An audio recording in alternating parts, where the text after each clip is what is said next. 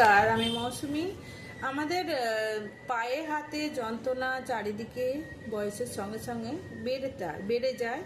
আর হয়তো আমরা ঠিক ঠিক খাওয়া দাওয়া করছি মনে হচ্ছে, কিন্তু কিছু কিছু কমির জন্য খাবারের মানে ঠিক ঠিক খাওয়া দাওয়া কি বিশ্রাম এগুলো না করার জন্য আমাদের হাত পায়ের যন্ত্রণা বলুন প্রবলেম লেগেই থাকে, কমজোরিটা ফিল হয় বয়সের সঙ্গে সঙ্গে।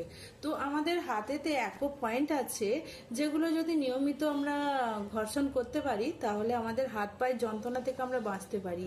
তো হাতে এই দুটো আঙুলকে আমাদের দুটো হাতের ওপরে দর্শায়, এই আঙুলটা আর এই দুটো মাঝের মিডল ফিঙ্গার দুটো আমাদের দুটো পায়ের ওপরে পয়েন্ট আছে।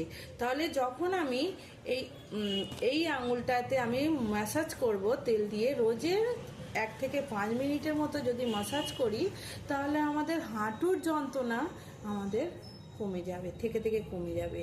আর যখন এই আঙুলটা আমি ম্যাসাজ করব আমাদের সাইটিকা পেন হয়, কোমর থেকে পা পর্যন্ত সব নার্ভগুলো যন্ত্রণা হয়, ওই যন্ত্রণা থেকে আমরা রেহাই পাবো। এতটাই ভালো রেজাল্ট আছে। দুটো আঙুল মাঝখানে দুটো আঙুলকে আমি রোজের 4 থেকে 5 মিনিট আমি তেল দিয়ে ম্যাসাজ করব, তাহলে থেকে আমাদের পায়ের যন্ত্রণা থেকে নি পেন আর সাইটিকা পেন থেকে আমি বাঁচতে পারবো। তো সুস্থ থাকা যায়, ভালো থাকা যায়। দুটো আঙুলেই কিন্তু করতে হবে আমাদের। যখনই করব আমাদের দুটো হাতেই করলে আমাদের দুটো পায়ের সব দিক থেকে ভালো থাকবে। এতটাই ভালো রেজাল্ট আছে। যার সত্যিকারের প্রবলেম আছে সে যদি নিয়মিত রূপে 5 মিনিট ধরে ম্যাসাজ করে রোজের, থেকে পেনগুলো কমতে থাকবে। তাহলেই বোঝা যাচ্ছে রেজাল্টটা কতখানি।